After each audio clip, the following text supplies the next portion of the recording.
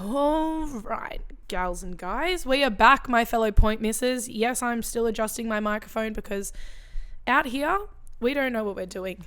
Jokes we do. Of course we do. Of course we do. All right, we're on. So, welcome back, everybody, to We Miss the Point. I'm so excited to have you here. I know we've all been waiting for this episode with Kage. It is so good, I can't even begin to explain. It is for anyone that maybe feels slightly disconnected to themselves. Maybe personally, I really got more of an understanding of just how important it is to understand your emotions. And also, it brought to my awareness that I personally am not very aware of my emotions and sometimes struggle to tap into them. So it's a really cool conversation for anyone that wants to learn more just about yourself. We're all on this journey of sort of discovering ourselves and working out what's going to work best for us. And I think Kage just talks really, really well about his story and how he sort of has gotten to where he is. He's a mindset coach. He's a business coach. He has been for a few years. He dives into how he did this neuro-linguistic programming training. And that for me was so fascinating. It sort of is all about, I'm not going to give it away because you have to listen to the episode, but it's pretty much just about how our words and the way we speak has such an impact on our thoughts and our emotions and our feelings. So that was really cool. At the start, we even talk a little bit about AI, about how we're maybe just living in a simulation. We then get a bit deep in the middle. And then by the end of it, we're back to singing iCarly. So it's a whole journey. And I'm really excited for you to all hear it. And I would definitely love to hear your feedback on it because Kage is going to be coming on the podcast probably quite a bit because we are next door neighbours. So it makes sense to just have some chats, discuss random things. So if you do have any questions after the episode that you would like to ask Kage or that you would like me to ask Kage, definitely let me know because we can make that happen. The last thing that I do want to say is that I do want to put a little bit of a trigger warning at the start of this episode because there is brief mention of suicide around the 40-minute mark. So if that's going to make anyone uncomfortable or bring up any uncomfortable emotions or anything like that, please just know that, around the 40-minute mark, that's where we're going to discuss it. It only goes for like a short period of time, but just wanted to put that out there. Other than that, I hope everyone's excited. I cannot wait for you to hear it. And let's get into it. Drum roll, please. Welcome in Kage. This looks so good. Thanks, mate. I love it. Cool, yeah. We should probably do an introduction, shouldn't we? Welcome back to...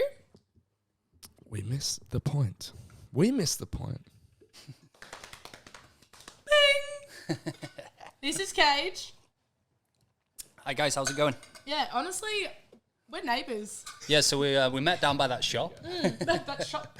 Don't know, forget what it's called, but I think you said that you were like a mindset coach. And at that time, I wasn't even really I was just sort of starting to get my feet with this whole working out what I was interested in. And when you said that, I was like, no way. I need to talk to this guy. This is sick. How long have you been here for? This place? I want to say 5 months since the start of the year. But you had people living in your place. Yeah, that makes sense. Well, before we met? Actually, the guy that was living in there, he said something about that you did a course and wrote a book. Yeah. Oh, he wrote a book. He wrote a book. Yeah, he did a part. There was a bunch of them that did it together. So he had a chapter in it. Oh, I was going to ask a bit about his story. If you did that. I did the course. So we did the course, which is the neuro-linguistic programming, or NLP for short. We both did that together. The other guy, I don't know if you've seen, so one was blonde and one was with black hair. I never met the other guy. I'd already left to go home. So, we both did that course. The only book I've done's a ebook, which is on my website, but I haven't actually wrote a book yet. But it's the big one. Who's, ChatGPT. Write my book. That'll do. It is insane. Have you what used chapter? that much? I was actually going to ask you when else, but we never got to it. How do you find that sort of whole thing with the creative industry? Because they can make songs. I feel like it's sort of scary, but it's also, if you know how to use it, it'll never replace you. It's just it'll just assist you. I mean, it'll replace mundane jobs like writing a paragraph, but a lot of people, they learn how to use it in the industry and then they speed up what they're doing. Kind of makes sense in a sense, doesn't it? Yeah, because I was on like a Zoom meeting with a bunch of entrepreneurs not long ago, and the person that was facilitating it was kind of slating it in a way. They were like, you know, in a sense, it was, if you're misleading people with like, oh, I've got all this information, but actually you haven't, you're just going to ChatGPT. Yeah. From a coaching point of view. And at the same time, I was like, this is like great. Elon Musk was talking about it on a TikTok the other day, and he looked scared. Well, I was listening to like, or more reading into like the whole aspect of consciousness, and like, it was weirdly in this video last night that I was doing at uni, and I had a video of like a robot, like just like a vacuum sort of thing, and the person kicked it, and it was sort of like, how do you feel about someone kicking this robot? And it's kind of like, well, it's a bit unnecessary, but like I guess it doesn't have feelings and like consciousness. But when a robot hypothetically gets to a point where maybe you know it's not a real person, but it looks the same, it sounds the same, it feels the same, it can speak the same, will you be okay with punching it in the face? Like morally, I'm not sure. Yeah, that's it, hey. I suppose it depends where you're at morally anyway, right? Yeah, yeah. Like, what do you value? It's like your car, for example. It's a car. It doesn't like have feelings, but you look after that. Yeah. You've kind of invested in that. It's got a purpose in your life. And do you look after it, or do you treat it like shit? No, I suppose it kind of falls into the same. The way you do one thing is the way you do everything. So if you're treating that like shit, what else are you treating like shit in your life? Yeah, that's so true. And then it will be interesting, right? I know. I've seen this one a video on social media, and it was around them implementing AI into games, things like Sims. Have you ever played Sims? Yeah, I've heard. Yeah. So putting the AI into the Sims so that they create their own thing, you know, like so they become a little bit more conscious. Yeah. And then it was just like, it kind of goes into the idea of being in a simulation. Yeah. And it's something Elon was talking about not long ago with, how do we know that we're not already in that? Well, this is the whole thing. Scary, right? And like, it's so bizarre when you start digging into that and like your mind is just like, what the fuck? Because even when it comes back to like, you know, you could say we're all made up of like cells, but like cells made out of like atoms, and atoms have electrons and there's nothing in there. Like it's just energy. So if you're all effectively just energy, then how do you know that it's not energy that's being stemmed from a big computer and you're actually just in a simulation?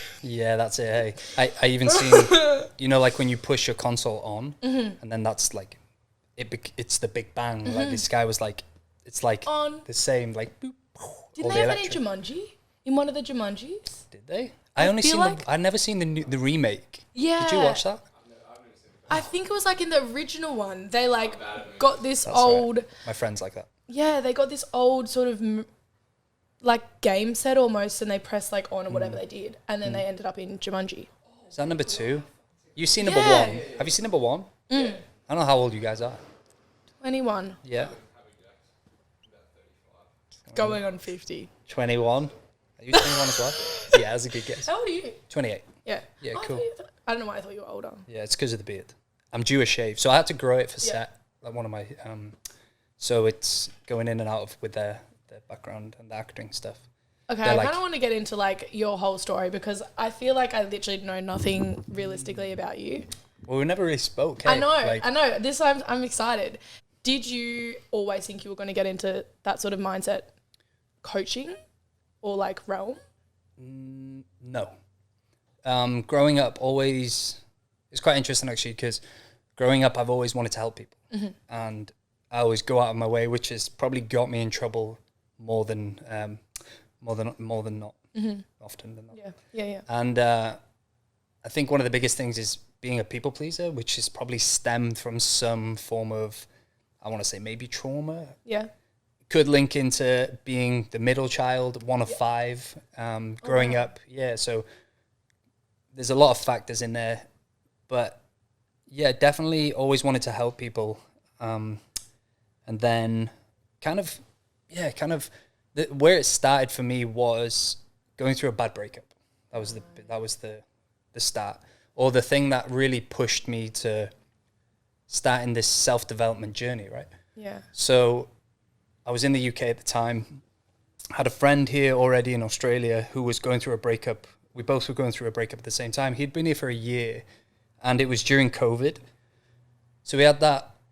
He moved here just before COVID. It was like March, it hit, and everything shut down. Yeah, because I had a look on your like Instagram and I was sort of scrolling down and I was like, when did you sort of start getting into it? And it was around that sort of COVID-ish area. So there was 2 of us originally, and we started this page called Lads Search for Meaning. And we were building this page up, and we spent about a year each. It all stemmed from a conversation, really. We were ringing each other. It was my evenings, his mornings here on the Gold Coast. Or he might have been in Brisbane or Sydney or somewhere at the time. And we were just speaking to each other for hours, and it was very deep, always deep. And these kind of conversations we'd never had in the past. So we were both really emotionally hurt, and emotionally we needed that healing. So we were just talking to each other for a lot. And we decided, okay, why don't we start doing podcasts with this? Why don't we start recording it, chatting? Maybe we can help somebody.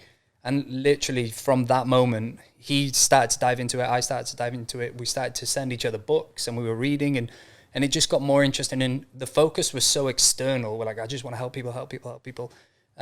So I was healing from my breakup. Noticed when I started this journey, I was also doing Brazilian Jiu-Jitsu. So in the UK, I was a couple of years in maybe, and I noticed men especially were coming to training, having a really good training session, and then picking up their problems, leaving their problems at the door, training, and then picking them back up as they go, right? So this is something that sparked my interest also. So I was like, how can we work together? How can I help these people? And then at the time I couldn't travel here because the lockdown was still in place, all the restrictions. So starting from there, my friend, he'd done the course, the NLP course here, and he was like, mate, you need to get over here, do this course. It's gonna change your life. It's gonna change, it's gonna help you change other people's lives. So I flew here. It was probably about a year later. Then I did the course, which absolutely changed my life. Give a quick little overview? I'm very intrigued about what the course actually is. Yeah, so the neuro-linguistic programming derives from psychology. The person who kind of created the idea around it was Carl Jung, so it derives from his work. Yeah. So he believed that we could heal our body with our mind. And he wanted to go down the route of healing your body with the language you use, your internal dialogue, how you view the world, perceptions, projection, cause and effect, that kind of stuff, right? And yeah, it just really blew my mind. No expectations. I had the audios at the start, and yeah, it was crazy. It just really opened my eyes. And I think the biggest thing in the course was the realization that I wasn't actually trying to help other people. I was trying to help me. And I didn't know that until I was like, this is great. I was like seeing it from a coaching point of view. I was like, yeah, this is great. And then one day I was like, holy shit, this is for me. Yeah. Like I'm the one that needs healing. Even though it was what sparked my journey at the start. Having that realization was powerful. And I needed that at the time. And that's what really, I was like, all right, cool. So then when I started to fill my cup and I started to bring my energy back in, everything started to change. Life, just everything. So it was really powerful.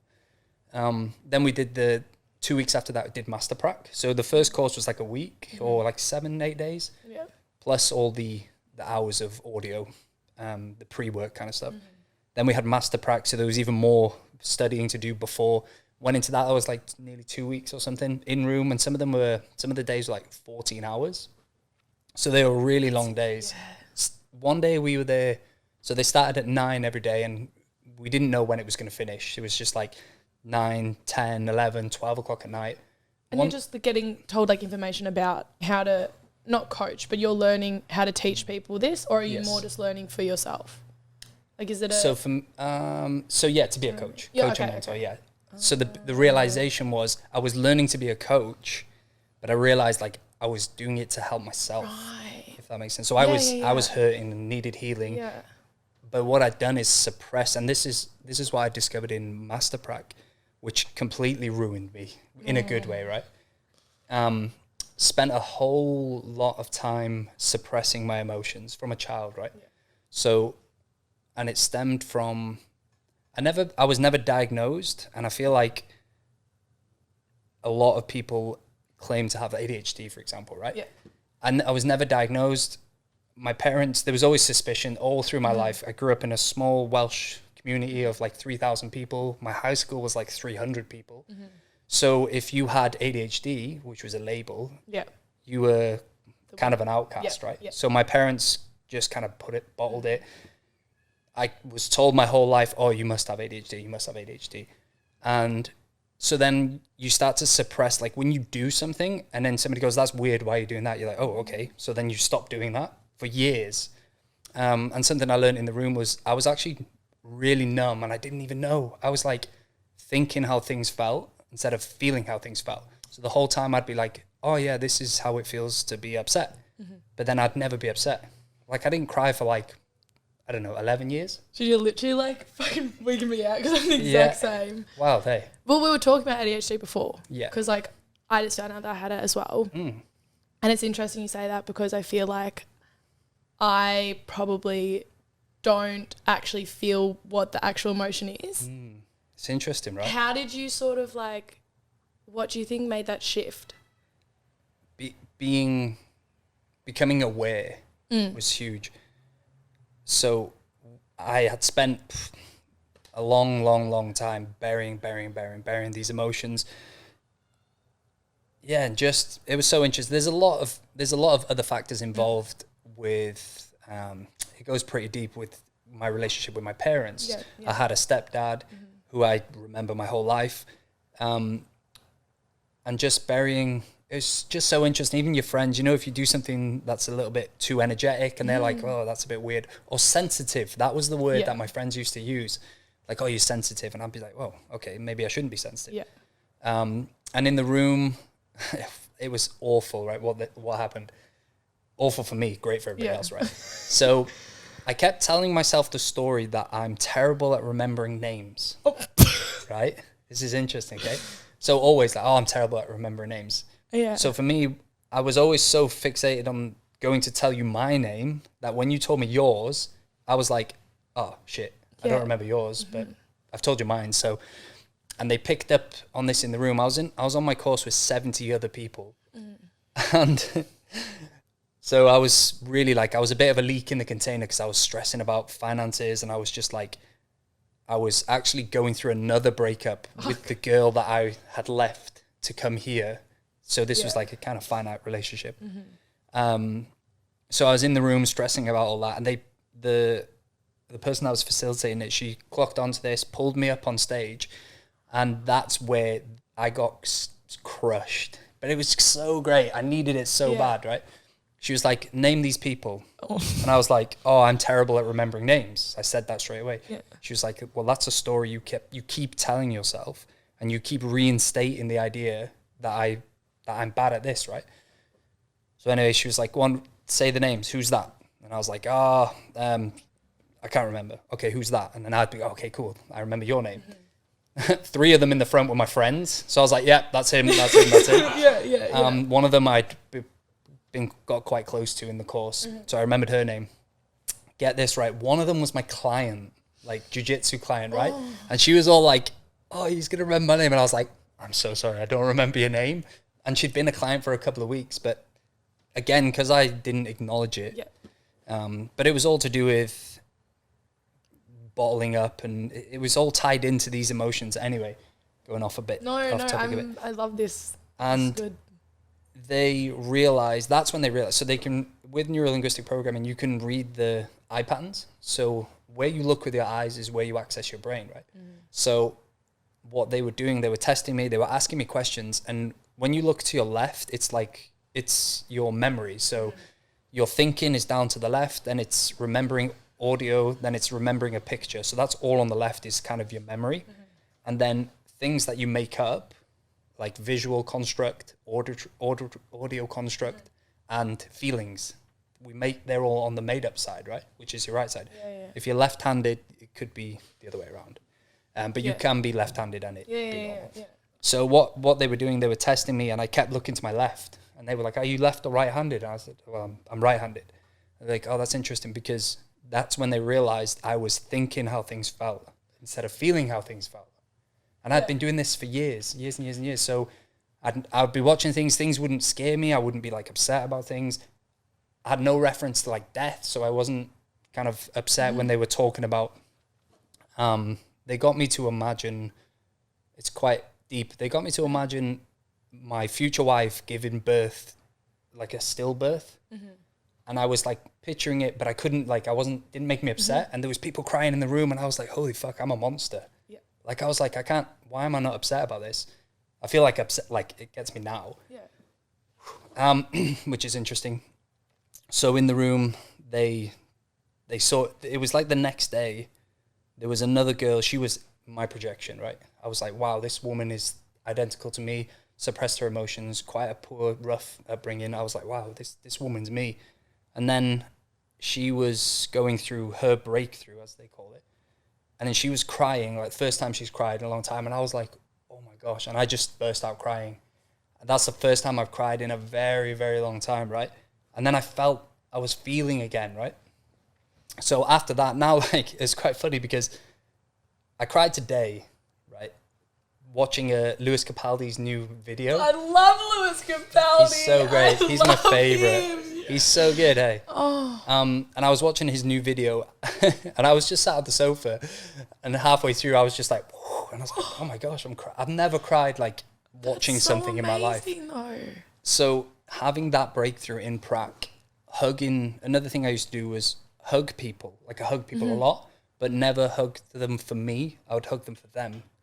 So then what they said in the room is, I want you to hug everybody and actually hug them and feel it. So then I got into a habit of, okay, cool, receiving for a change rather than giving all the time, right? Yeah. And now I'm actually having, there's quite a lot. It's quite a lot to say, right? No.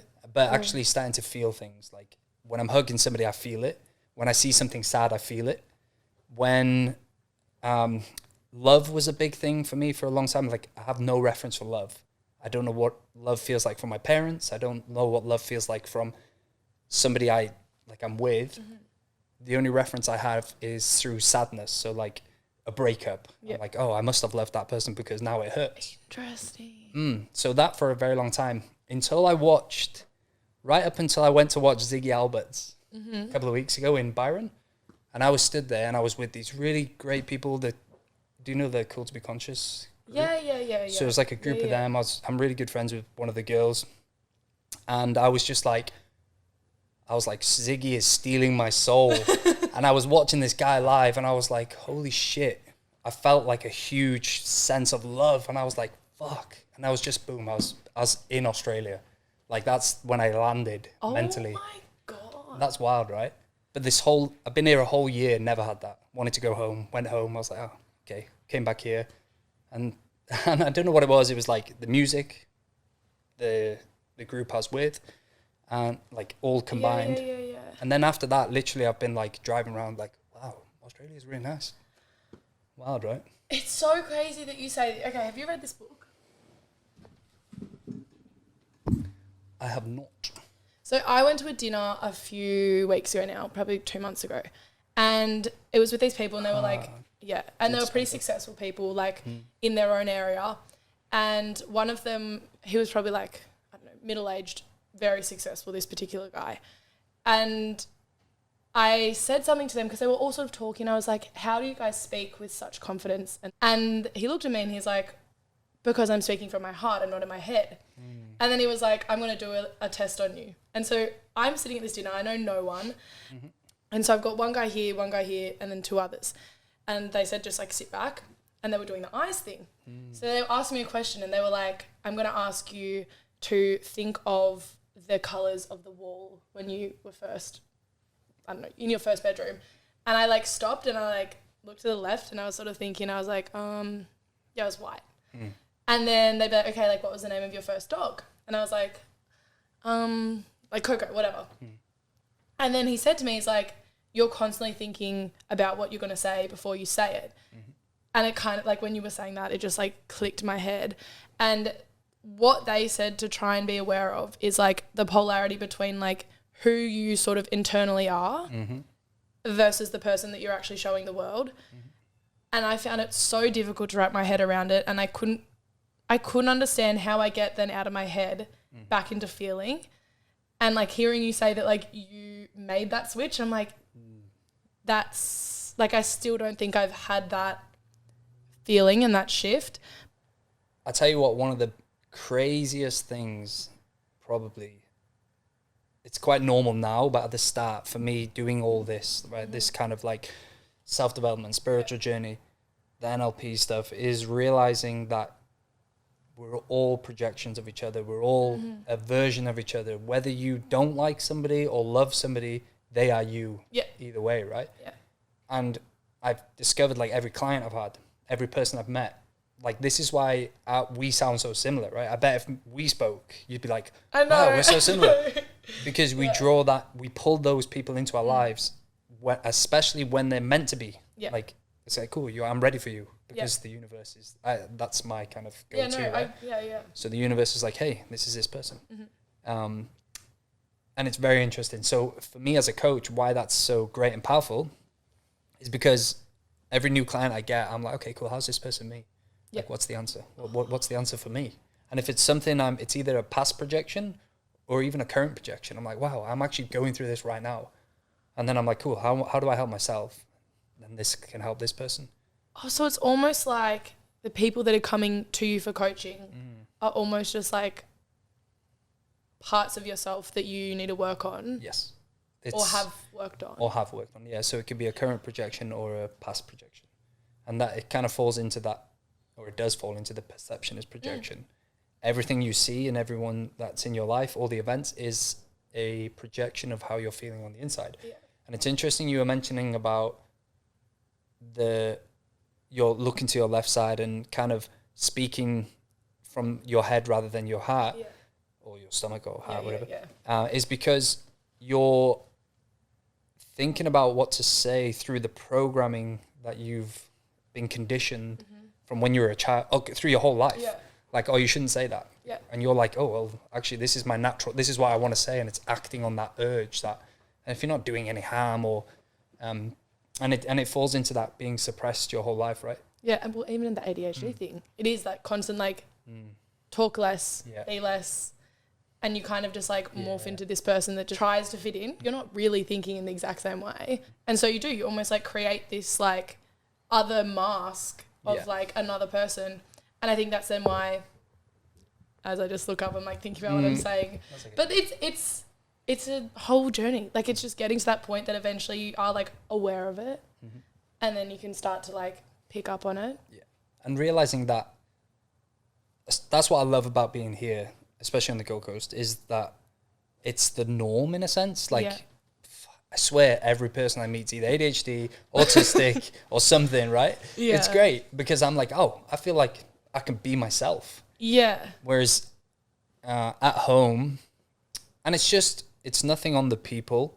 Like, I love my town. I love the people. Big shout out to Kage. And it's just the programming. Yeah. You know, they've been conditioned. Who have they been conditioned by? A lot of them are farmers. They've been conditioned by so it's really old school, old fashioned, and it's coming in. People are becoming more aware. Yeah. And I love here because I used to be, I kind of isolated myself from events, from people, from doing things in a sense of not being able to express myself. Where here, I turn up and I'm like, I can just be whoever I want. Yeah. And be myself. And who's making up the rules, right? Yeah. If you want to act like a kid, or if you want to be whatever, like, who's making up the rules? Yeah. And here I feel like, and again, it's who you pull into your life. Because I remember saying it to somebody last year. I was like, oh, it's so great here. Everybody's so great. And, you know, it's a perfect kind of life. And they were like, you have to remember that there's still the opposite side. Yeah. But we're just pulling in what we want to see in a sense. It's that the law of attraction. Yeah. Where I'm choosing to see good. And that falls into everything's a choice, right?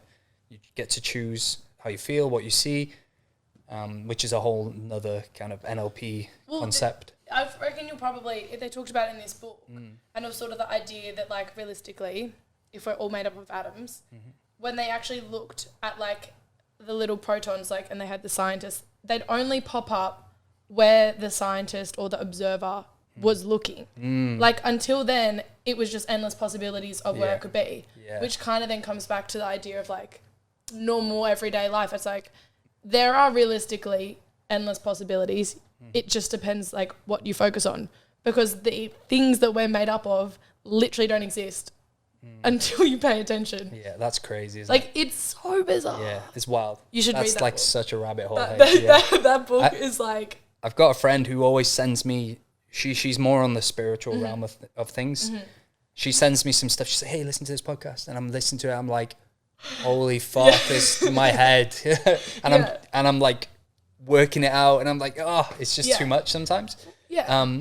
Not too much, but it's like another thing you'll learn with NLP is loosening the grip on your reality in a sense of just for us as coaches, we respect and appreciate everybody's model of the world where they're at. So we get to step into that and step back out and we appreciate that. Okay, that's where you're at.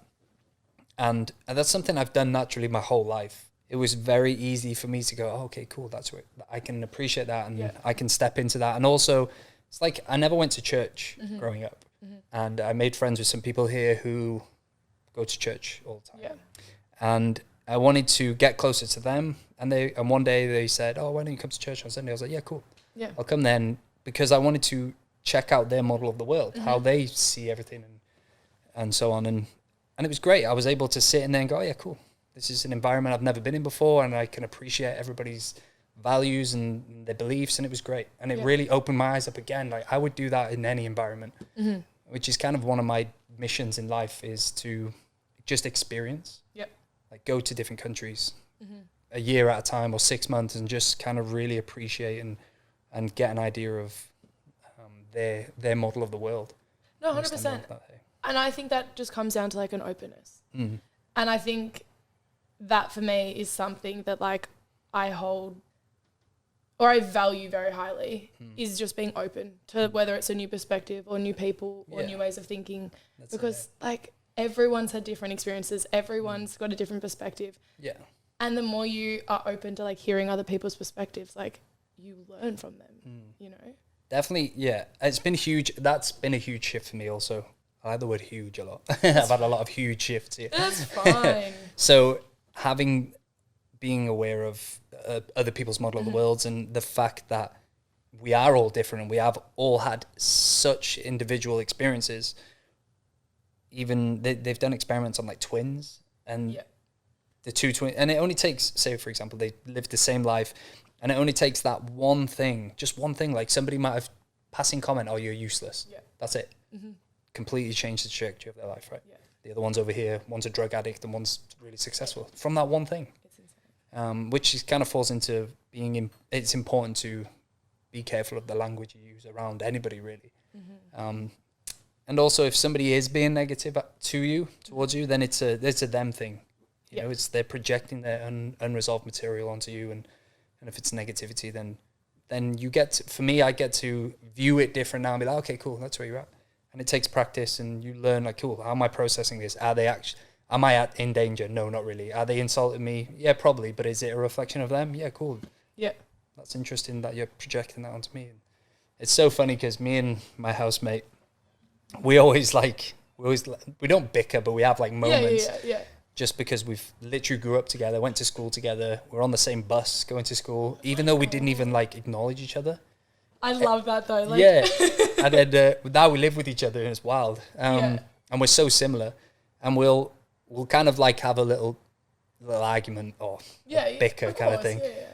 And then one of us will go, oh, that's an interesting projection. And I'm like, oh. And then we're like, is it a problem? And then we're like, because problems don't exist, right? We make them up in our head. Yeah. And then it just cuts it straight away. And we've had such a good living relationship. It's been great. That would be though. Yeah. But he's done the course. So he's done Prac and Master Prac, but now does the kind of social media, web designing, that side of things. So he's wicked. He's the tech wizard. Yeah. I love that guy.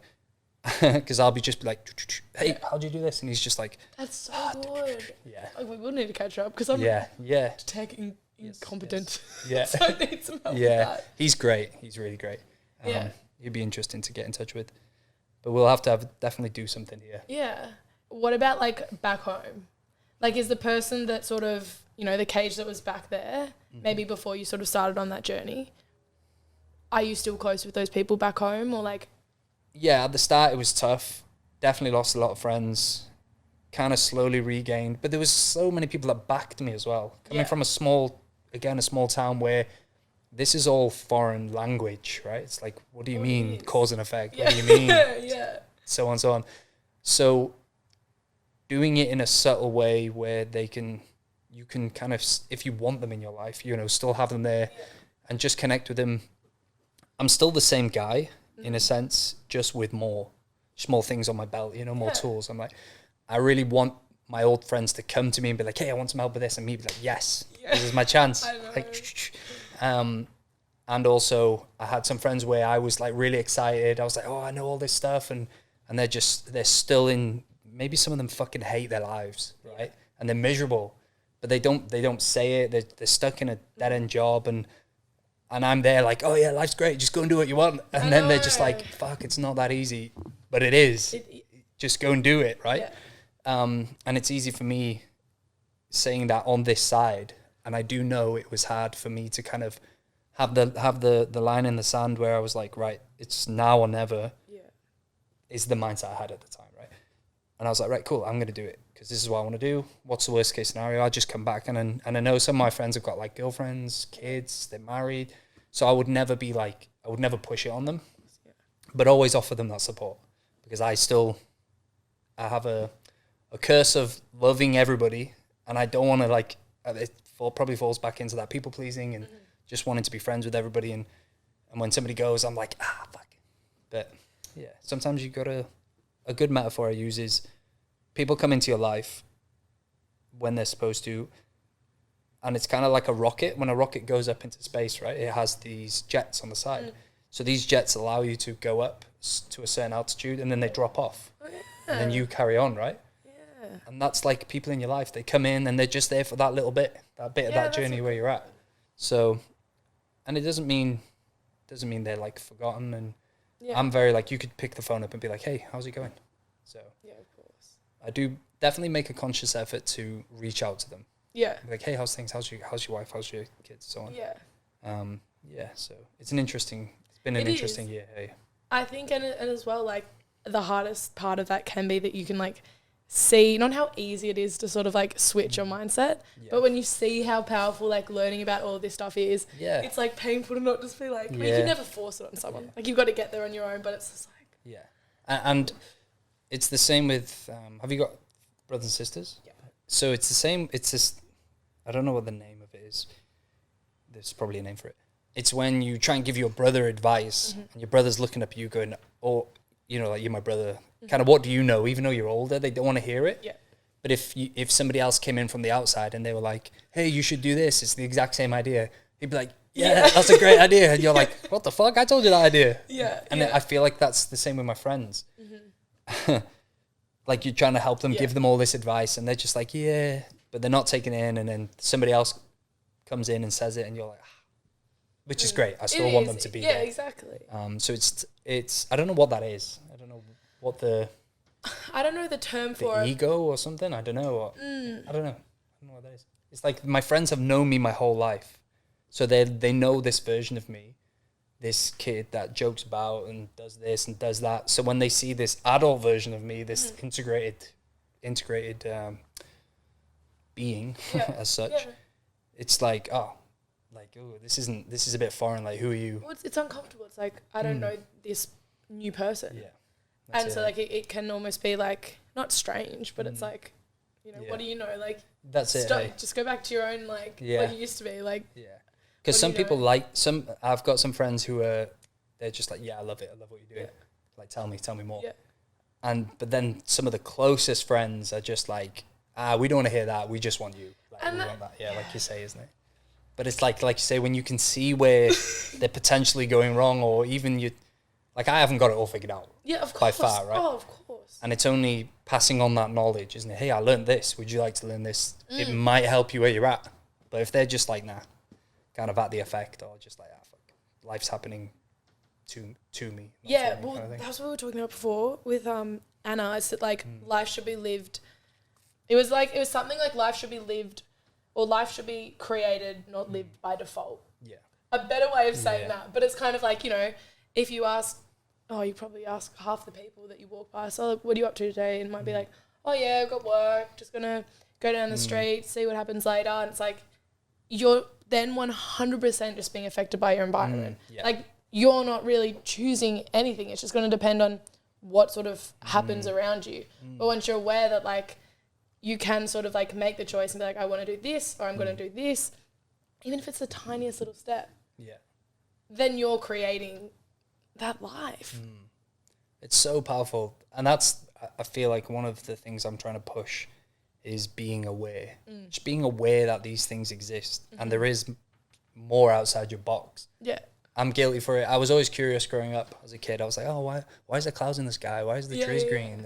My parents would be like, just stop asking so many questions. So you'd be like, I really want to ask a question. And then, so always being curious, and which I think allowed me to branch out from that environment. But also at the same time, I felt like I didn't fit in. So my whole life I've been like, fuck, I want to do this, and I don't feel like I'm at home here. I kind of lost my trail of thought with that. But yeah. No. It was on the it's good to ADHD, just completely like both of us like what? No, it was about like probably like my friends being in their box. I don't think it was that. I know. I can't remember the box of the environment. From box. The box of the environment. Yeah. They'll probably freaking know what we're going on about. Screaming, guys, okay. Who's this? It'd be funny because when we listen back and we're like, it sounded like it was getting good, and then we're like, fuck, do you remember what we were saying? That's so great. I love it. What were some other questions that I was going to ask you? Okay, I've got one that's come to my head. Yeah. What is your perfect Sunday? Yes. What is your perfect Sunday? No. What is something, because I guess you do have quite a big online presence to a degree, and you've got like clients and stuff. What is something that most people don't know about you, or something that like even that you would want people to know about you that you think people don't know about you? So I actually wrote this down from the question that you sent me. It's quite deep. So I was bullied for a very long time as a child, right? And I don't know if this is kind of where you want us to go with it. Around the age of 10 years of age, I attempted to commit suicide, right? To commit suicide? Yeah. My mum stopped me. And that was like probably a huge turning point in my life. Yeah. It's quite interesting. I don't know why, but I transitioned through a lot of stuff really early, really quick. Kind of grew up really quick.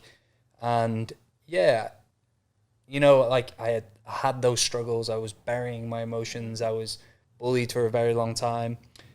It was tough. That was a tough part of my life. And probably like this is maybe the third time I've ever said it. So, and the second time I ever said it was like a couple of months ago I was in a group container and I was speaking to my coach and I was like, she asked the question, what's something you've never told anyone? I was like, oh, well, actually this. So like going through that, it must have been, I wasn't really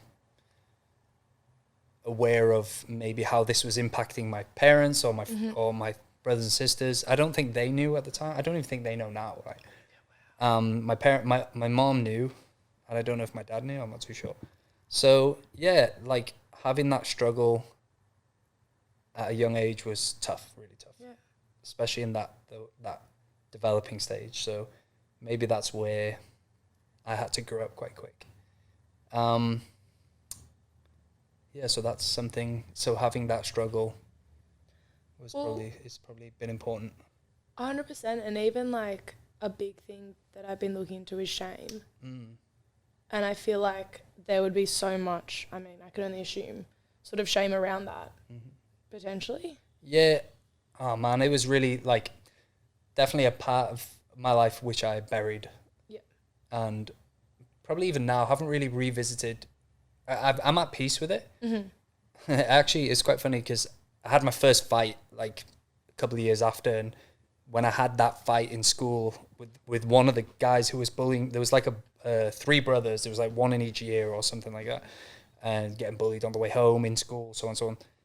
And I was in the same year as one of them, and in the last year of school, I just clicked, and I had a fight with this guy, and I was like, it's that easy? You just gotta stick up for yourself.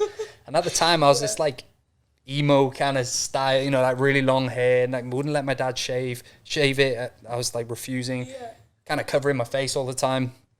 Had that fight, and then not that I'm promoting fighting or condoling it. Yeah, no, I was really young. fight. Yeah, don't fight. There's better ways. And then I went home. I was like, Dad, shave all my hair off. I went to school the next day, buzz cut. Oh my God. And then just ever since then, never got picked on again. Always had that, just that courage. Yeah. It just really changed my life. Came out of my shell. I started like actually going out and playing again, and I just needed that one thing, just to get over that. Isn't that insane? Crazy, hey? Yeah. And I've had like some pinnacle points in my life like that. Mm-hmm. For example, having that first fight created confidence. DJing at 17 in front of like a couple of hundred people, I lied to the club to get the job. I told them I was 19. I probably looked a bit older at the time, but I was actually only 17. So they gave me the gig, and I was DJing there for years, right? Hated it at the start. Fucking hated it. I was like, oh, everyone's going to think I'm shit. And then I don't know what it was. One day I was just like, you know what, fuck it. I don't really give a shit. I'm just going to do it. If they don't like it, fuck them. Yeah, right? And then I had that switch, and I was like, oh, actually, nobody really gives a shit. It's just me. I'm always constantly thinking, oh, this they're going to be judging. Mm-hmm. So 17 had that. Broke my leg at 21. Oh. So almost lost my leg playing rugby. Yeah, so 21. It was like 2 or 3 weeks after my 21st birthday. I was in hospital for 3 weeks. Had 5 operations, skin graft. Almost lost my leg, and I was in a ward with people who were like in their 70s, 80s, 90s, and they were like dying basically. Yeah. And I was just this 21-year-old, fucking super depressed, was hating life because I was so medicated. I wanted to not be there. I was hours from home, and that was like that was the click. I was like, wow, life is worth so much more than what I've been doing with it, right? And then doing my NLP course, that was probably, there was probably a time in school as well. Yeah. I think I was this is something I wrote down, was in school, being ADHD potentially, really disruptive, really just the system wasn't for me. I was really struggling with, I didn't like learning, and it wasn't that I couldn't learn. I had really good grades in the end anyway. Yeah. But for a very long time, I just didn't like it, didn't like school, liked my friends, liked lunchtime. That was probably the best thing. There was a guy who came to school. So I was in North Wales, and this guy came up from London, super intelligent guy.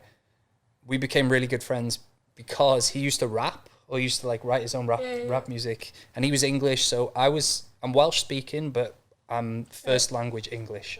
So Welsh is my second language, where you have people who are first language Welsh. So I was brought up in an English household, English speaking household. And anyway, this guy completely changed my life. So he was such a great role model for me. He was very clever. He shouldn't have been in the classes with me, but because he only spoke English, we were in the same classes together. We sat together. We became really good friends. And this was like late in school, so it was the last couple of years of school. And it really just he completely changed my life.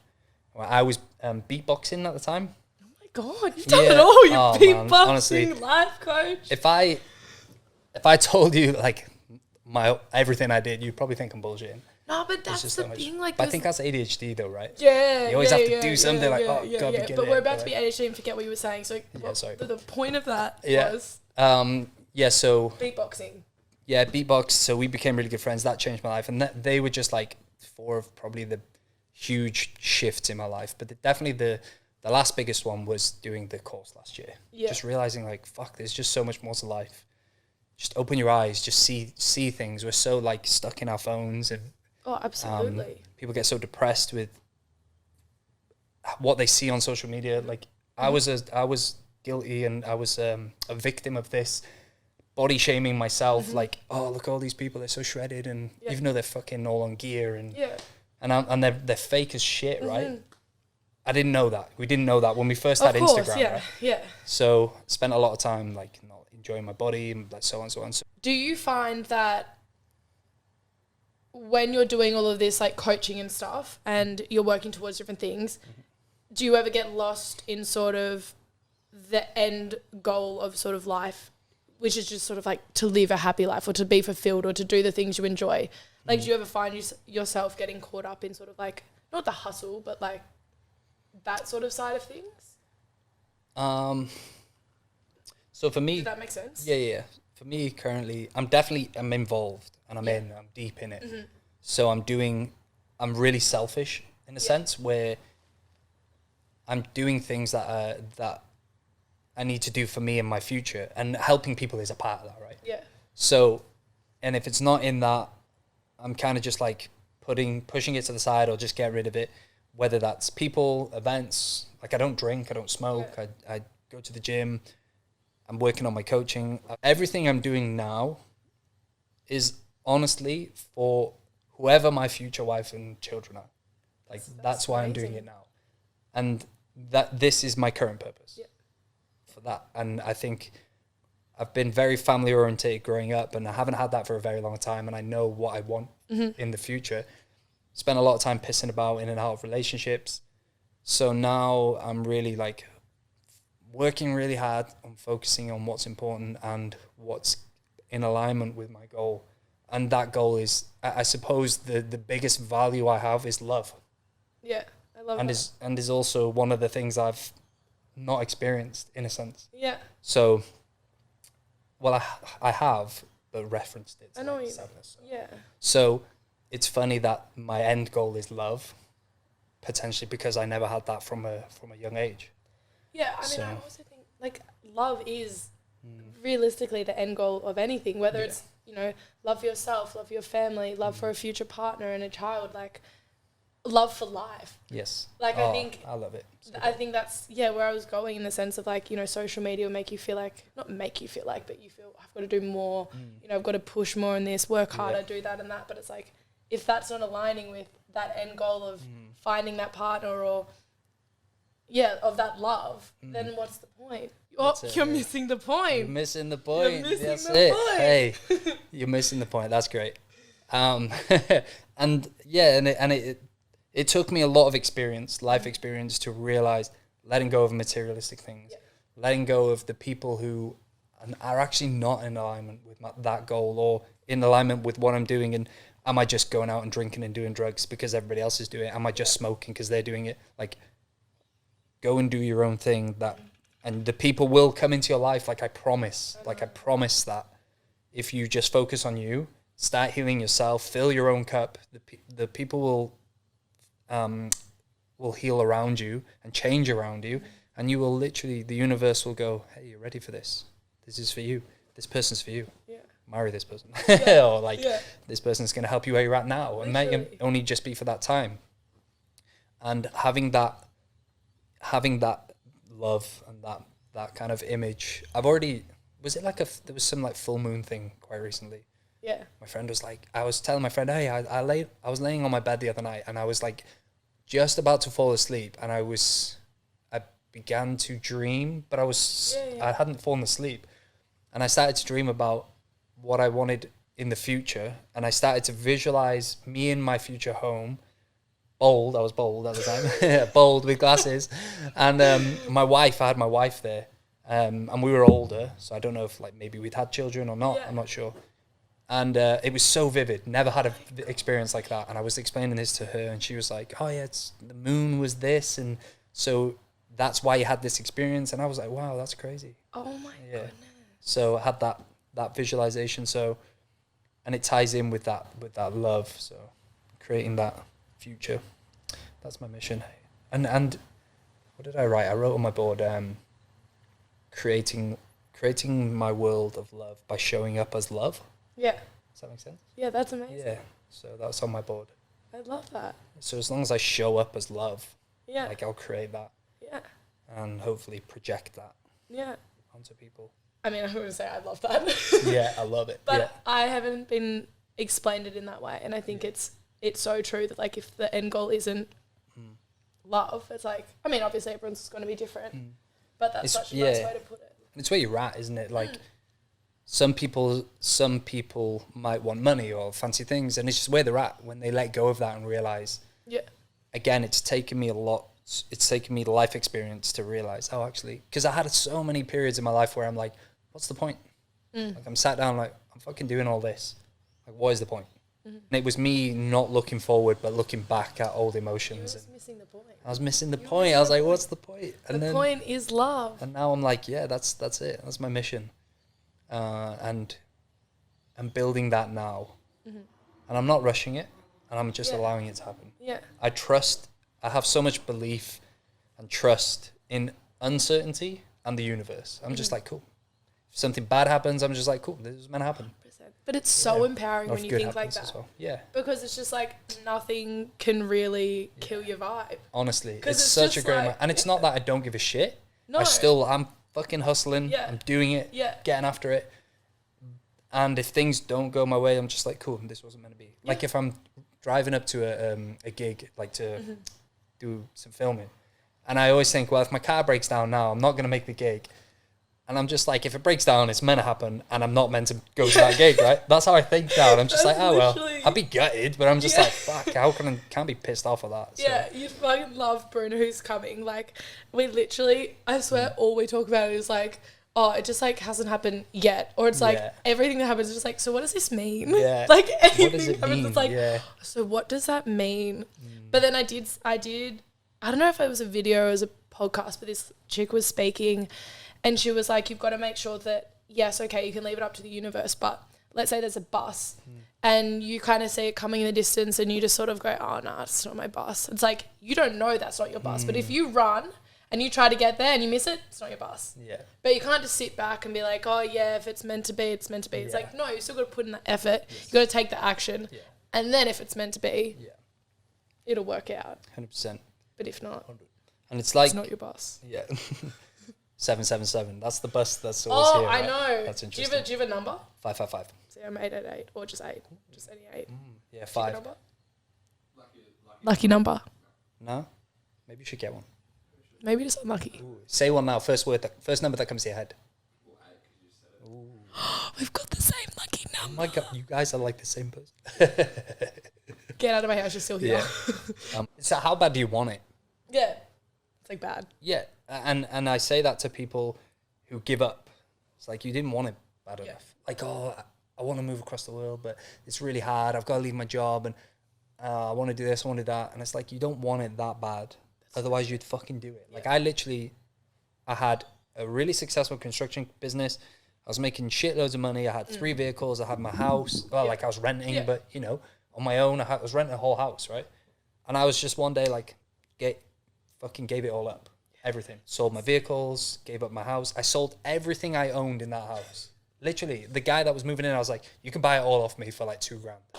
Just buy it all. Brand. And I'd only been there like 12 months as well, so everything was pretty new. Why? Just to come here. Yeah. And I was like, this is where I'm at now. I gave everything. I detached myself from it. But it took me, I had to sit down and go, right, what do I want? Yeah. Okay, this is be true to yourself, to your mission, to your goal. And now I'm like, fuck. Imagine I didn't do that, and I was still at home. Yeah, so I wanted it bad enough where I was like, right, cool, I'll sell everything and come here. You can always start again. Yeah. Personally. Well, you can. Like, you really can. Even Anna that was in here before, she was like, yeah, because she's from New Zealand, and she was like, I literally just one day was like, I want to go to Australia. Like, I really just feel like I need to go, and lockdown was happening. Yeah. And she was saying that it was the first time that she kind of had like wanted to make a decision that no one really agreed with, like family didn't, friends didn't. She's like, I did it, and it turned out to be the best thing ever. And it was just that bit of evidence to be like, I can trust myself, I can do the things I want to do. And now she's like, obviously it doesn't stop the self-doubt. You're not going to just like wake up and never worry again. But it does just make you realise that like, you can trust yourself, you can do the things. Just have that trust. That's what's great about having, you can go home or you can start again. It's just like, okay, cool, I can. Just how bad do you want it? Yeah. It's having that certainty and uncertainty, which I know I'm doing some work currently with somebody who's really successful in their industry in finances. Yeah. And they're making shitloads of money. they've been here for 20 years. They're from my hometown, and they're still struggling with that, having certainty and uncertainty. They have to have everything, like, and it's crazy. Like, I'm like, this person's making so much money, yet they're struggling with, like, for me now is like such a easy thing. It's like, just go with it, have certainty in that, and that's something I had to learn as well. So I think when you've got that, life becomes a bit easier. Yeah. But yeah, so it's interesting. You know, a really interesting thing that I read the other day, and it was that, like, I've definitely obviously read or heard about, like, how, you know, be in the present, be in the future, be in the present moment. Yeah. But the way this guy explained it, he was like, nothing has ever happened in the past, and nothing's ever happened in the future. It's only ever happened in the present moment. Like, your past and your future, it's all in your head. It's all like a thought. It's all a memory. But, like, nothing can actually happen except in this present moment. Yet we're constantly thinking about the future or thinking about the past. And it's when you put yourself in the present moment that's when things start happening. And I don't know why, but it just sort of clicked. It's like what you were saying about, like, you know, if your brother tells you something or your mum, but then someone else tells you something, and it just is like, that's so true. Like, when things come into your mind when you're being present, you're not, like, preoccupied by, even if it's work or another podcast, and you have that time to just, like, be present, that's when ideas come.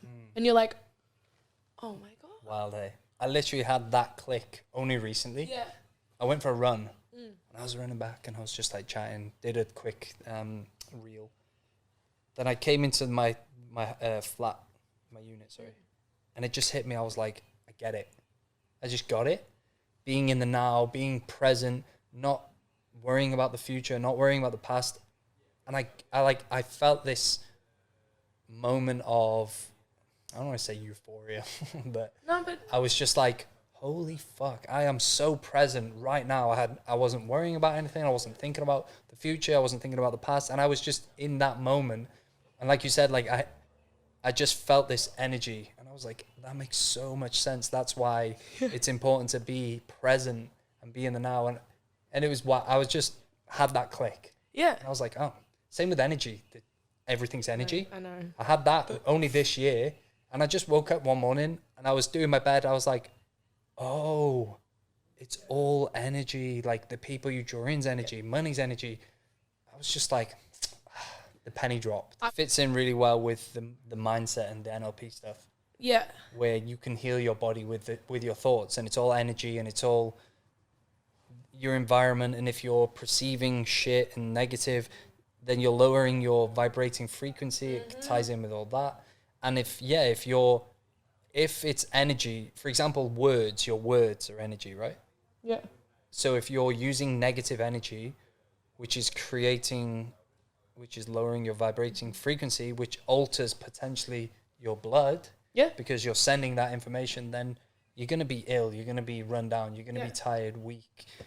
Yeah, well, that's a lot of the stuff that he talks about. Yeah. That, like, your thoughts are sending things to your brain, and your brain is sending chemicals throughout your body. So important. And, like, vice versa. Like, when they use guilt as an example of, like, or in that book, of if you're living your life and you're constantly feeling guilty, and that's just, like, become a program in your mind. Yeah. If you then decide one day, I'm actually not going to be guilty today. I'm going to, like, live my life guilt-free. Your body is so used to those, like, chemicals that are, like, created when you feel guilt, that all of a sudden you're going to start, your body's like, no, like, I need these chemicals. So then it sends messages back up to your brain. And then that's when you start getting thoughts of, oh, let's start tomorrow. Or this doesn't feel right. Yeah. Or I'm too tired. Or no, that was actually really bad. Whatever it is. Yeah. And it's just interesting how much your body and your mind do interact. Yeah. Oh, it's great. It's super, super crazy. So an interesting fact is we create nearly all diseases in our body. Yep. So we create them through suppressed emotions, through the language we use, right? And what we say as mentors is, when we're talking, we cast spells. So we're spelling words, right? That. Yeah. So when you're saying the words, you're casting these spells into your existence and into your life. And if it's negative, then you're creating that negative energy. And it's the same with your subconscious doesn't know the difference. So when you're insulting somebody, or like, oh, even if you're just like, oh, fuck, this guy's so dumb. Yeah. Your subconscious takes that personally. So you lower your vibrating frequency by insulting somebody else. It has an impact on you, like internally, and you start to lower that, and with the negative energy and what you were saying about sending the signals, when we suppress the emotions, they get stored in parts of our body. So when we're creating these diseases, which is dis-ease in the body, Yeah, I was about to say dis-ease. yeah, it's from that suppressed emotion. So like a cool trick we have with like my clients is, say they've got their shoulders hurting, and they've been. Then I ask them, okay, cool. So the left side's like the feminine side, and maybe they've been carrying the weight of their family a lot because they're trying to mother them or like provide or look after them. So then they've got their shoulders hurting, and they've been suppressing these emotions and dealing with that. And so it all ties in with that. And it's interesting when they realize that, and then all of a sudden, oh, actually, I feel better because they managed to shift it and release it or integrate it. Or, but it's interesting, eh? It's so fascinating. Yeah, it's wild. It's so wild. And like the more you go into it, the more it makes sense as well. I feel like initially it's like can be a lot and like confronting for some people, and it's easy to be like, no, like bullshit. But like that's the whole thing with like opening your mind on it all and being open-minded. Yeah. And you don't, if it doesn't work for you and you don't, like if anyone's listening to this hypothetically, if this is all in there and it's like you're listening, you're like, no, fuck this. Like I don't even want to borrow it. You don't have to like take it all in now, but it's just being open to listening to the conversation, and then who knows, then that sparks them to read into a little book about it or watch a video on it, and all of a sudden you start, even if you are sort of like, nah, this isn't right, but you ease into it, and all of a sudden it's like, shit. Becoming aware, that's my huge thing. Becoming aware. My life book is, my ebook is called Life Becoming Aware. Yes. Because I believe that once you start to become aware of these things, it'll start to change your life. Do you journal? Not as much at the moment. I was journaling hardcore last year. This year I've kind of slipped away from it. I read a quote that said, so we're under the impression that seeing is believing, right? So we have to see it to believe it. Where he actually said that believing is seeing. Yeah. And I was like, oh, that is so interesting. So we have to believe to see it. There's going to be a part 2 of this, I feel it. I know. Or part. That was part probably one of my favourite yarns yet. Yeah, cool. Yeah, it's good. I definitely want to do like maybe you should come on mine and we do the chat shit one. Yeah. Because I'm bumming, bumming. I don't know if you guys use that word. USB sticks. It's like really like an episode. Yeah, I'm really bumming it. Keep it up. What does it mean? Like, Just bumming is to be doing it a lot. Like, I'm really getting in a lot of... okay. I'll just do a little screw for you. Yeah, you should have done that here. Yeah. Maybe that's my exit, man. Yeah. Yeah, I need views. Yeah. Take it off. Take it off. All right. So, guys, you got to hydrate with your Cocoa Coast. Natural coconut water. Sourced from juicy young green coconuts. It's great. Wow, it's actually really great. Oh my god, wait, I've got a good one. It's all for me. I'm telling you just how I feel. So wake up and live up. Drum and bass remix. That was so good. I was not expecting that. Yeah, do you know what? Interesting fact. I was the first guy in Wales, I want to say ever, to beatbox for a music GCSE. What's a... like your exams. Oh. Yeah, I swear down, ever. They changed the curriculum to make it Can class as a instrument. So I had a guy who was like a professional beatboxer. That's wild, isn't it? I was there playing the piano, like.